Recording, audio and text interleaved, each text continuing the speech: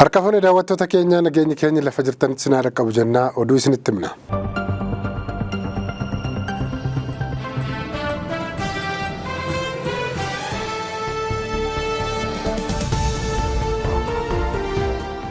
Sirni simannaa bara haaraa saba Sidaamaa har'a kabajamuu eegaleera. Akka dhahaa saba Sidaamaatti waggaa moofaan bahee haaraan wayita seenu sirna ho'aatiin kabajama. Ayyaanni sun Cambalaalaadha.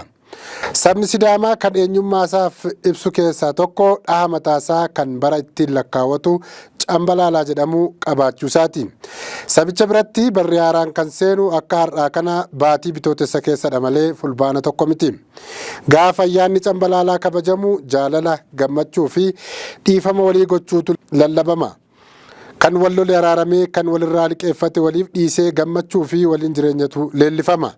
Lubbuun waan kabajamuu fi leellifamuuf beellada qaluu fi muka muruun dhorkaadha. Hunduu waliin bahee waliin gammadee waggaa ga'uusaa waaqasaa galateeffatee baga waliin geenye jedha. Sirni kabajaa Cambalaalaa bara kanaas har'a magaalaa guddoo naannichaa hawaasaa qarqara galaana hawaasaa irratti ho'ee kabajamaa ooleera. Ayyaana kanaatiif mootummaa federaalaa fi naannoleerraa akkasumas uummattootaa fi saboota ollaarraa keessummoonni irratti argamaniiru. Muummichi ministeeraa Dr. Abiy Ahmed ministeera dhimma alaa Ameerikaa Maarko Ruubiyoo waliin bilbilaan mari'atan. Ministeerri muummee Itoophiyaa Dr. Abiy Ahmed ministeera dhimma alaa Ameerikaa Maarko Ruubiyoo waliin bilbilaan kaleessa mari'achuu isaanii waajjirri dhimma alaa Ameerikaa beeksiseera. Dubbii himaan ministeera dhimma alaa Ameerikaa Taamis Biiruus ibsa kaleessa bitootessa gaafa 27 bara 2025 kennaniin Maarko Ruubiyoon ministeera muummee Dr. Abiyyitti bilbiluun haasa'uu isaanii ibsaniiru. Mariin Maarko Ruubiyoo fi ministeera muummee Dr. Abiy gidduu taasifame sun adda durummaan dhimmoota waloo biyyoonni lamaan dursa kennan irratti kan xiyyeeffate ta'uu dubbii himaan waajjirichaa ibsaniiru. Dhimmoota marii sana irratti kaafaman keessaa tokko nagaa fi tasgabbiin gaafa Afrikaa dhimma dursa kennamuuf ta'uu dubbii himaan sun ibsaniiru. Akkasumas gaggeessitoonni lamaan hariiroo biyyoota lamaanii cimsuuf fedhii qaban irratti mari'atanii hariiroo Ameerikaan biyya Itoophiyaa waliin nagaa fi tasgabbii keessatti shoora taphattuuf deeggarsa barbaachistu kan itti fuftu ta'uu ministeera muummee Dr. Abiy Ahmediif mirkaneessuun barbaada jechuun Maarko Ruubiyoon himaniiru. Daandiin qilleensa Itoophiyaa xiyyaarota elektirikaan hojjetan geejiba qilleensaaf oolchuuf waliigaltee mallatteesse. Daandiin qilleensa Itoophiyaa xiyyaarota hojjetan geejibaaf oolchuuf waliigaltee kaleessa mallatteesseera. Daandiin qilleensa Itoophiyaa fi dhaabbanni Arker Aviation jedhamu xiyyaarota humna elektirikaan hojjetaman geejiba qilleensaaf oolchuuf waliigaltee mallatteessaniiru. Odeeffannoon daandii qilleensaa Itoophiyaa irraa argame akka ibsutti waliigaltichi tajaajila geejibaa qilleensaa ammayyummaa isaa eeggate kennuu qofa osoo hin taane eegumsa haala qilleensaa irrattis gumaacha guddaa akka qabudha kan isaan kaasan. Ameerikaan lammiilee kiyya achi keessa jiran irratti cubbuu dalagaa jirti jette Venezuelaan.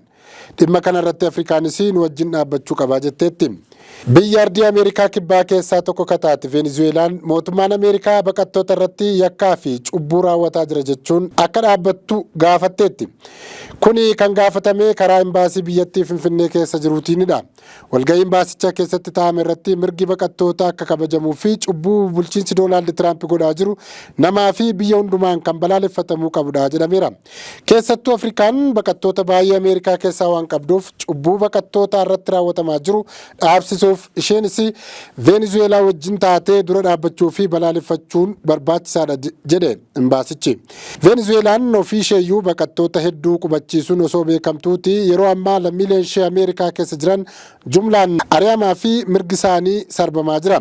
Bulchiinsi Tiraamp sirna faashistummaa kan jaarraa 18ffaa keessaa hafe deebisuuf hojjetaa jira jechuun abaareera.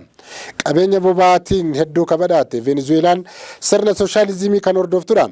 Ameerikaatiin jibbamuu qofa osoo hin taane qoqqobbiin adda addaa akkasumas gadqabaan diinagdee siyaasaa fi dippiloomaasii irra jira. Boba'aa ishee akka hin gurguranne gochuun harka akka kennattu taasisuuf yaadameetudha. Kanaaf ishee irra darbee biyyoota boba'aa irraa bitan irratti Ameerikaan taarifa keessetti. Doonaald Tiraamp amma erga masaraa seenaniitii kan boba'aa Venezuelaa irraa bitatu taarifa dhibbentaa 25 akka kaffalu ajajaniiru. Irraa bitachuun tokkoffaa akka taate Chaayinaan gocha kana anarratti kan xiyyeeffatedha jettee dhiyeenya kana mormite turte. Kirkirri lafaa Maayinaamaaritti mudatee ollannaan isaa Baankookitti miidhaa qaqqabsiiseera.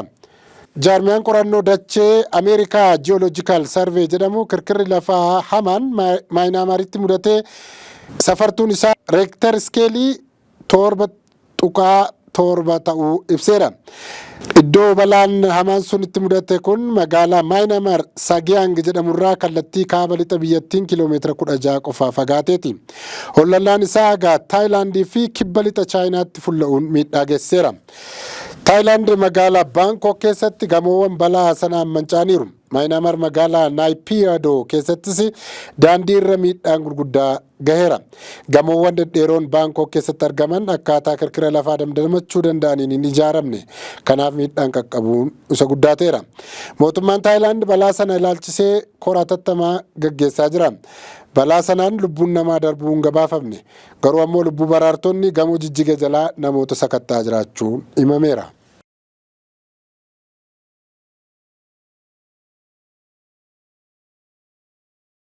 Egaan kabajamtoota daawwattoota keenyaa oduu har'aaf jenne kanumaan goolabnaa turtii gaarii isiniin jenna.